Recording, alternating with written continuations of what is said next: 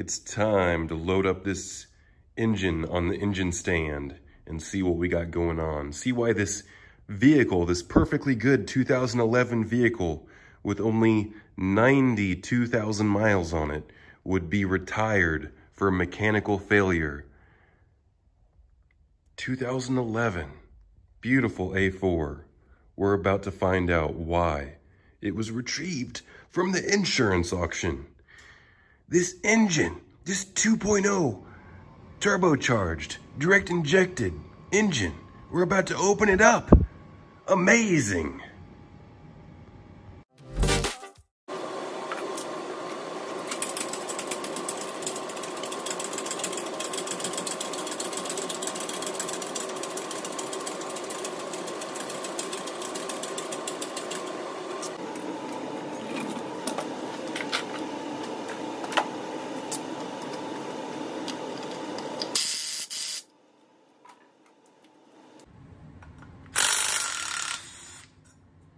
Apparently this gun has more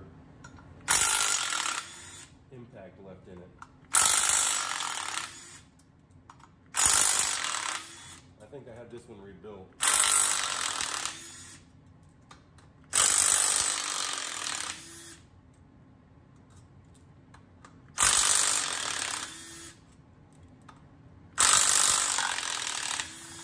A few people said they don't want me to speed up and go fast. They said if they want to speed up the video, they'll do it themselves. So that's what you can do. We're going to go ahead and remove this rear main seal, but we can tell that it's a 2015 rear main engine seal. So that means that this thing has been apart with pistons, and this has been replaced. I could be wrong. You know, that could have meant that it just had the seal replaced, but we'll find out more as we take it apart. These bolts are smaller.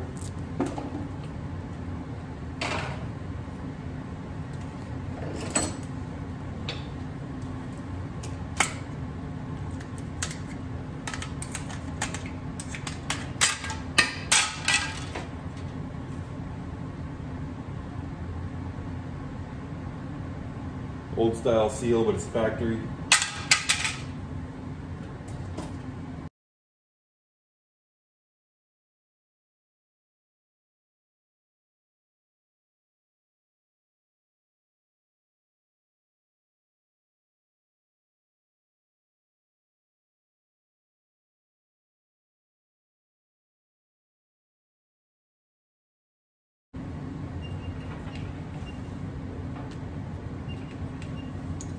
And I hate these pliers because they're not Nipex. Pliers.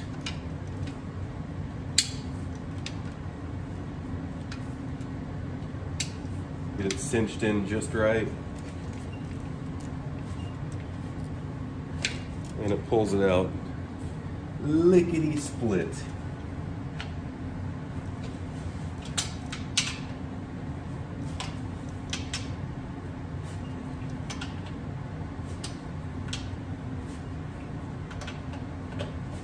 Although this is my backup engine stand. I would like to modify this so I don't have to continue to take those out, because that's a big time waster.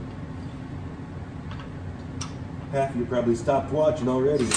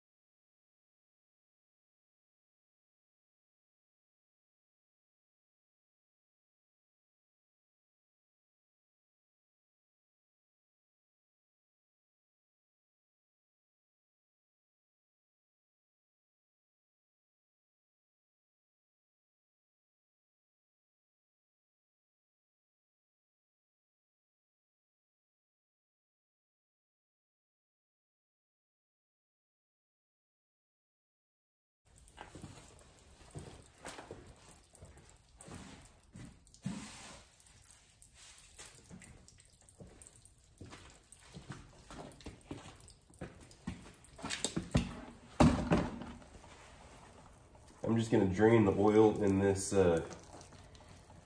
oil retrieving container. As you can see, color blue.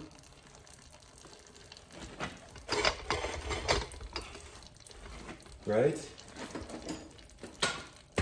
Most likely going to be 19 millimeter.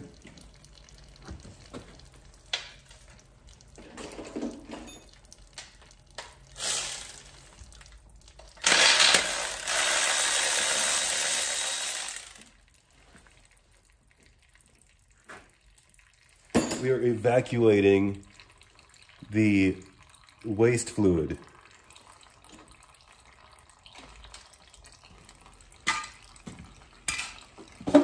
The lubrication viscous barrier of blackness. Let's continue. So let me move to see this purge valve. I think I mentioned that it looks like it's been replaced, or it looks like it's aftermarket or such and such. It did have a date on the bottom of it. It does say 11/06/19, so I don't know if that means anything or not. But we still got the clamp right here. Are you still seeing stuff? I'm just being stubborn. You see that clamp? Do you need to zoom in? Do you need to go down a little bit maybe?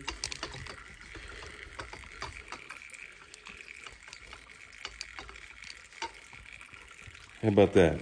How about some more light?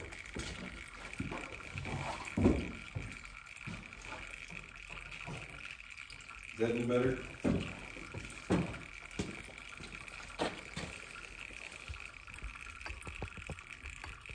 Okay. I'm almost positive it's all got to come apart, so. But let's keep it simple. This is a 17 right here. Okay. I might use an 18, but that's just because it's Flank Drive Plus, and well, don't do what I do. Do what I say, don't do what I do. Use the proper size wrench, but 16 and 18 is the ones that I keep on hand. Like, let's keep all this together right here after you pop this fuel nut off. So we can do that by grabbing 10 millimeter.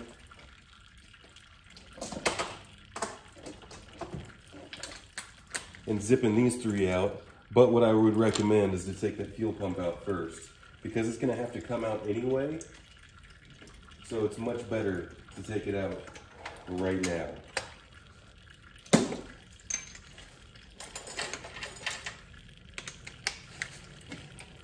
All right.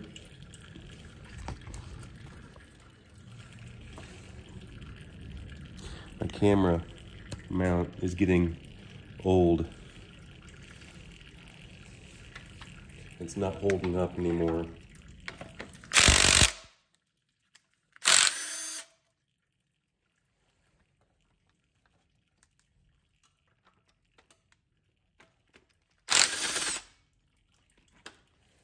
I might just have to go back to, I think I'm just gonna have to go back to holding the phone. I think that's gonna just have to be best practice. Because the views. See that right there? You pop this highly prone to failure high pressure fuel pump out. I'm gonna make a video coming up here shortly about all the highly prone failure things, but the water pump is the number one, but the number two is probably this high pressure fuel pump. Besides the oil consumption and timing chain kit. Now we have this vacuum pump back here, and now we can grab. See, I'm fishing through my tools here. I just had a 10 millimeter. I'm putting it on right now. But what we're looking at are these 10 millimeters right here.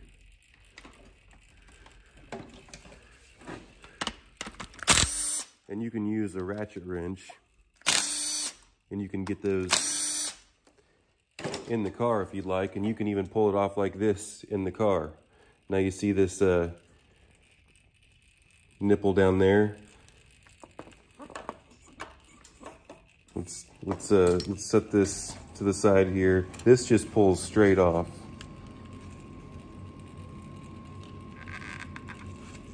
But since I'm holding the phone now, let me show you like this.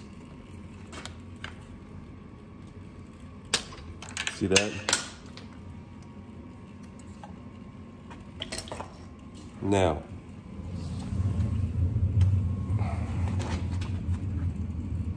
there's a plunger that goes inside this vacuum pump right here, and it's keywayed. You want to make sure that you don't lose this plunger, and make sure you don't lose those bolts. Go ahead and just put this whole thing over here to a safe side.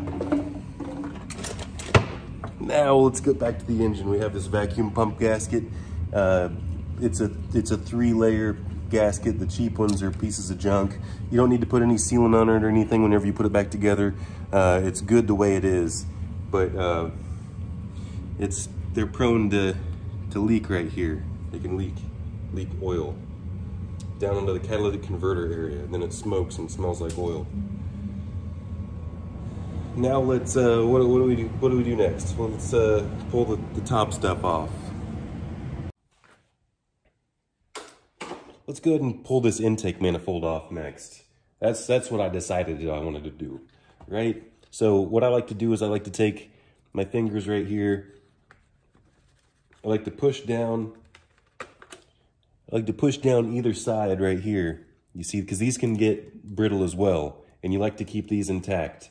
So I push on either side, and then I wiggle the hose. Same right here.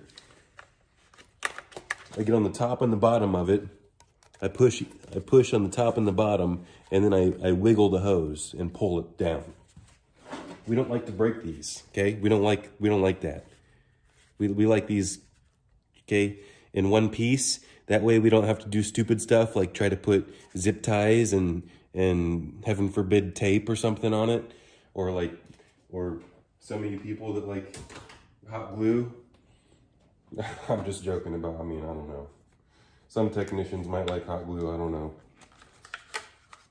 Okay, there we got an evap line right here, and we'll just go ahead and pop this all the way over here and lay this on top of the turbo and keep that to the side. You know, did I mention this without? We get the locking tab right here on our camshaft position sensor. We're gonna lay that to the side. We got our fuel hose. All right, this is our high pressure fuel hose. It's already disconnected. We got this crossover pipe underneath it. We don't really need to do anything over here. We already disconnected this when I can't even remember, but there is a T30 under here. So let's go ahead and check out this long extension I got. Let's go ahead and take that loose, right? And we can kind of kindly bend it out of the way. We do have our oil filter that's obstructing us from removing the intake manifold, and of course, we can't get it with our bare hands. So we're gonna ask a little bit of help from our friends over at Nipex to get us started. And then we're gonna unscrew it by hand after that, because we are strong enough to do that. Remember, friends, there's a 10 millimeter on either side of this intake manifold on the bottom. So what we're gonna do for that is we're just gonna get ourselves a deep well 10 millimeter with a quarter drive extension and quarter drive ratchet. And it's gonna look something like this. And we're gonna put it together.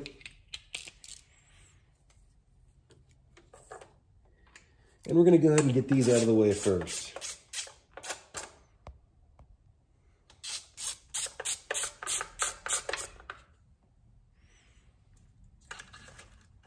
Now, for these 10 millimeters right here, it's handy to have a magnet on a stick because these things are small and squirrely and you can lose them really easily. Now let's move to the one on this front side right here.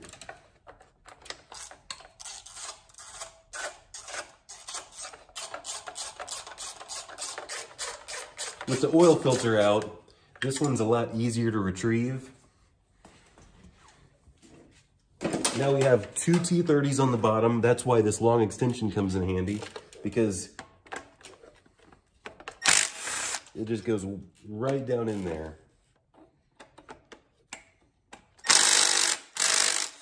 Now we just have the ones on the top.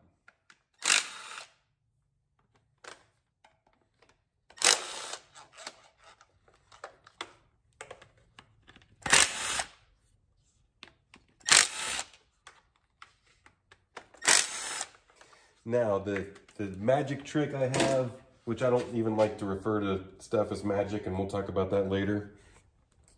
We'll call it the technician tip for getting the intake manifold off, is we like to manhandle it, and we like to rattle it loose. We like to grab it and say, listen here, intake manifold, you're coming off whether you like it or not. All right, and it didn't feel like it wanted to move very much. So we're gonna take a look at it again and make sure that we got all the bolts out. And we did, and we're gonna be like, what did I tell you about coming loose? Okay, you want a back and forth? I'll give you a back and forth. Okay, you know why it didn't come loose? I'll be completely honest with you. It's because this bracket right here that I talk about all the time underneath it, it's still on there. It's a T, no, it's a, not T. It's a 13 millimeter, right directly underneath the throttle body. And it's a, what I'm looking for is my quarter drive ratchet. I've got a few variations here.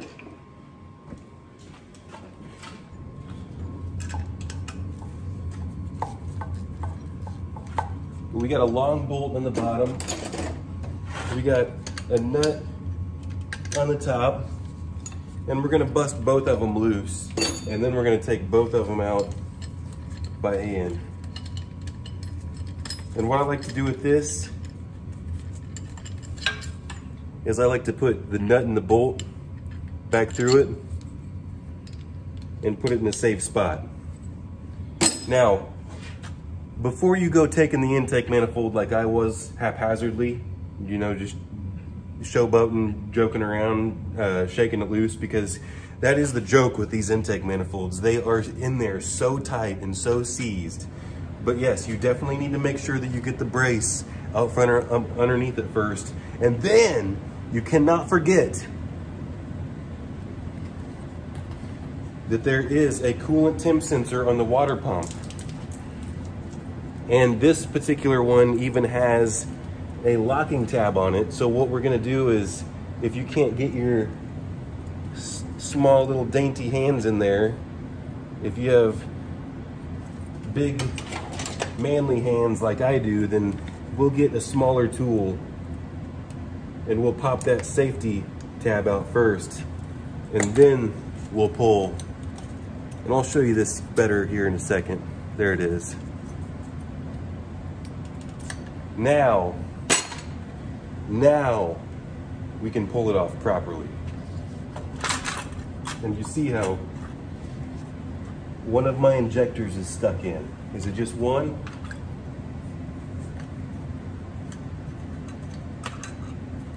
It's, of course, the most difficult one. It's the one all the way in the front.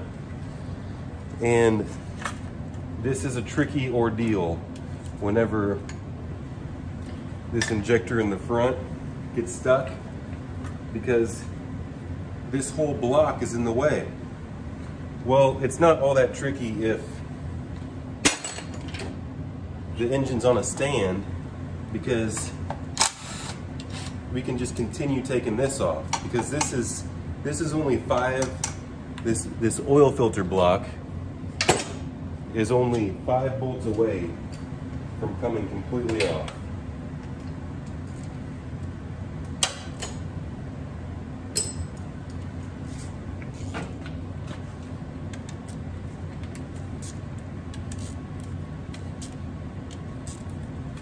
And I've just got, I would have liked to grab a power tool, but what I found handy was my extension and ratchet. So that's what I grabbed. And hopefully all 5 of these bolts will successfully be retrieved, extracted from the engine by the time this sentence that I'm constructing is fully and utterly completed in entirety with all of the fullness. So now we can get a much better view of what's going on, but am I going to show you? I choose not to. There's a locking tab and a connector. Here, I just pulled it loose. There, I showed you. And it was obstructed by this massive oil filter housing. Now I can pull the intake manifold off.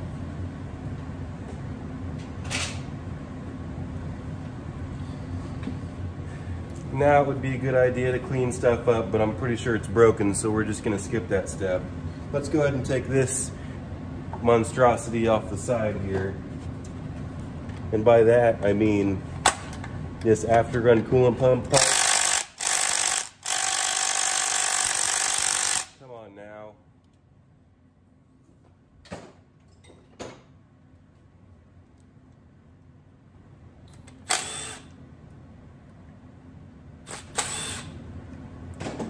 Wiggle and pull this after-run coolant pump pipe. This O-ring, it's always a good idea to change that O-ring out. I like to put these right back in.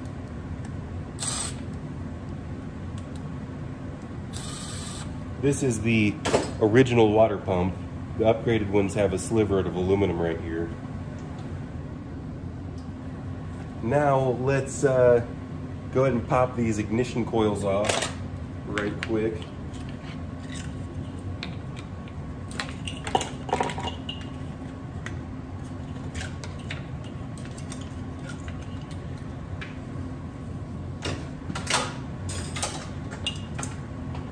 Our next step will be taking off this breather assembly.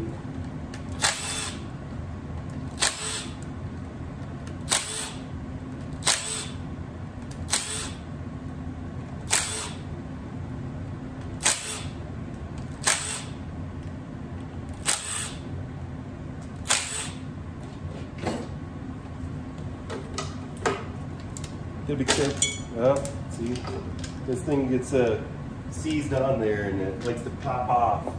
You gotta be careful with it. What you really need to be careful with is if you were to drop one of these screws and it were to somehow work its way, pop off and work its way back into the engine and you don't notice it into the cylinder head, that would be a pretty haphazard mistake.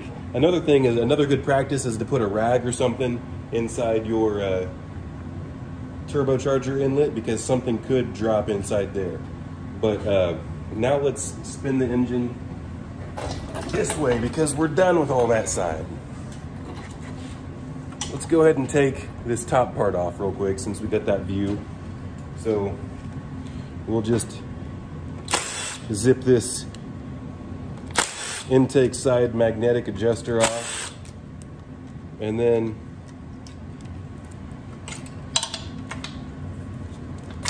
I like to wiggle and pull that dipstick funnel out.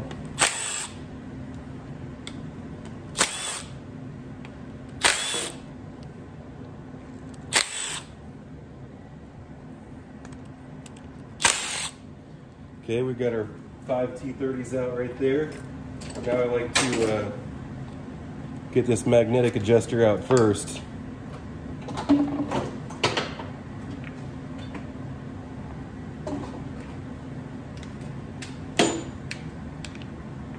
Remember, this gets tightened to be loosened.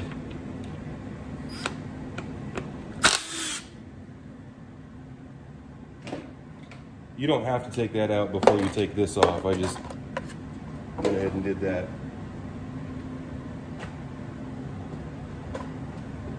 Now we can go ahead and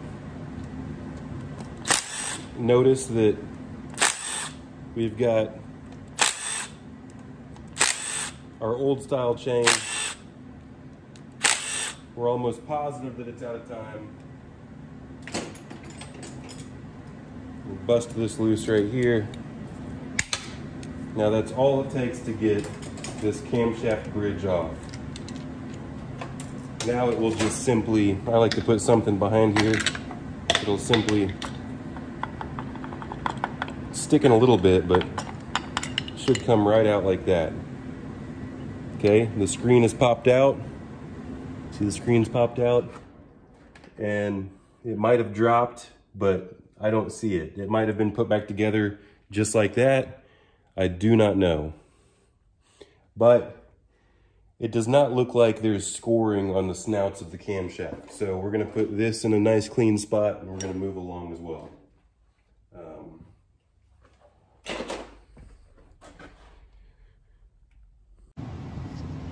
Now it's already in time. I know that because this is the old style timing chain guide on the top. We got a link right here, and we have 2 links before this right here, and we have 1.5 links on this side, but it's out of time. So we're all the way over here. So we're 1, 2, 3, 4 links out of time. Does that mean that we're bent valve territory? Yes, I believe we are. If someone knows the threshold of the links, maybe it's 3 links, then before the bend, let me know in the comments.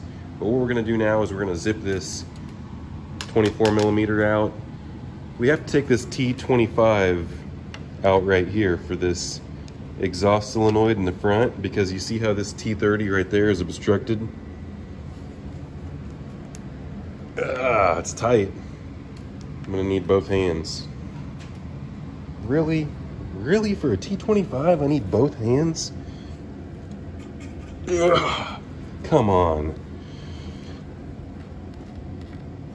We're gonna put a towel around it and see if we can do it. This is a challenge. I mean, come on. A T25, both hands, that is...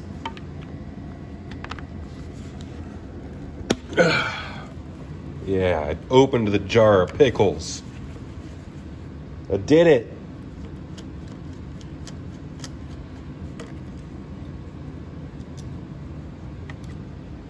Wiggle and pull that out, and we always like to put this back in so we don't lose it. Okay, then let's go ahead and take this. I couldn't get the stupid thing started and I dropped it, of course. Talk about not losing it.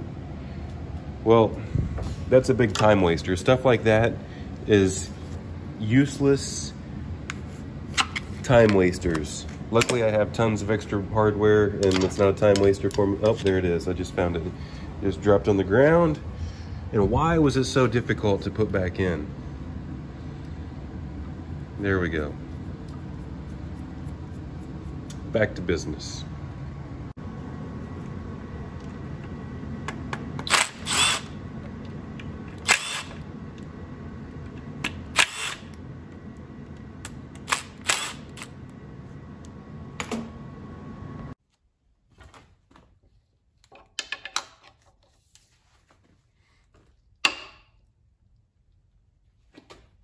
Wow, that's tight.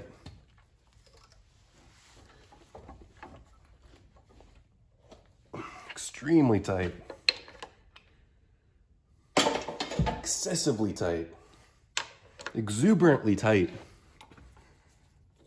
Excruciatingly, painfully, exhaustingly tight. But we're gonna pull the bolt out. We're gonna pull the pulley off the bolt and we're gonna put the bolt directly back in. But not super tight, just snug as a hug. That's enough. Now with this engine case, what we have a thick layer of residue. So we can't just be putting our power tools in here and going because it can strip out. Because you know what? There's this cavity, this T30 cavity is filled with garbage. So how are we going to combat that? Well, we're going to take ourselves a brush, kind of like, you know, how you brush your teeth. And we're going to take that brush. We're not going to spray anything. It's still kind of light and fluffy. So we're going to try to get as much light and fluffiness off of there as we can. And a lot of it is just going to fall right to the ground. See that? It's just falling right off. And that's really good. We like that. That's very nice. That is what we're going for. We're going to get as much of it as we can. And then we're going to move over to a slightly smaller brush. And that brush is going to look a little bit more like this. And then we're going to just go like this and just go right up in there. Clean it right up. See all this junk in here? That's a whole lot of junk from a whole lot of years of a fan blowing on it and slight seepage. And slight seepage is permissible as long as it's not hitting the ground. So as weird as it might seem, a small layer of this on your engine would be acceptable. But now we're going to move to the jet spray.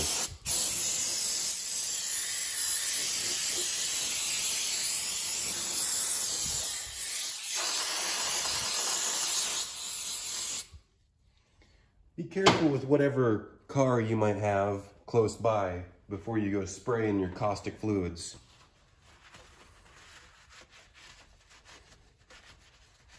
And then as soon as you spray your fluids, it's going to soften whatever's left on there. But the goal here is just to get it relatively clean so that whenever we put it back together, we're not sloshing around in a mud pit of grease and engine garbage. So that's going to be good enough because we don't have all day. Now what we're going to do is we're going to take a pick. All of this, just before we get the bolts out, yeah. We're going to take a pick. Even though that wire brush probably did this job just perfectly fine, this is going to ensure that we don't waste possibly up to an hour on drilling a bolt out because it's stripped out. Now we can extract all the bolts.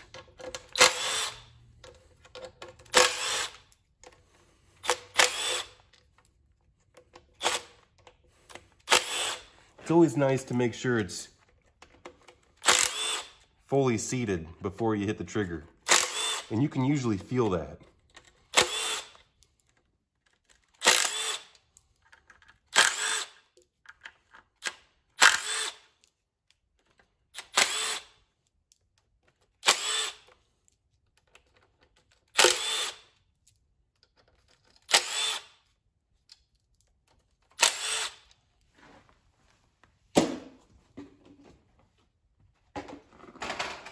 Now my special trick to getting this front case off is I like to put a flathead screwdriver in this side right here and then give some love taps right there. And then you might give a nice couple helpers up top there, and then let's go back right here. And now let's go back over here such, and then it just comes right off. Right off. Now, we'll notice that we have the old style tensioner, old style chain. Look at how crazy it is. And not only that, but I didn't do this. This is popped off right here. So let's take a look at how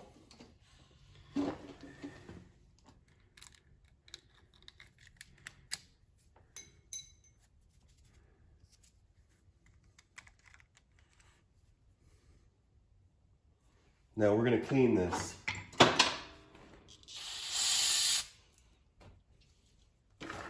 Now we're going to put it on something clean.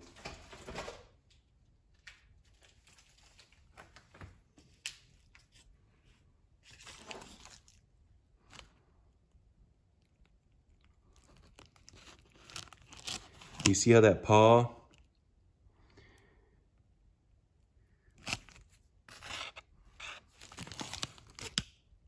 Where are we looking? See the metal on that paw? How it's all ate up and torn up and chipped? That's all it takes. But not only that, but the chain was completely stretched anyway. So either one of them at this point, and this car failed at 92,000 miles. So either one of those was a ticking time bomb at 90,000. Some of them I've seen go as early as 50 or so, and maybe even 40 for a time with stretched chain. And then sometimes they go all the way up to about 200,000 and still are completely fine. That's the same way with oil consumption as well. Some of them don't ever experience oil consumption issues. Some of them have severe issues. So let's move on. That pawl goes in that oval slot right there. And those 3 teeth, those back cut teeth, are what's supposed to hold that plunger into place. Now I can't make the video too long. In the next video, I'm going to be taking it all the way apart.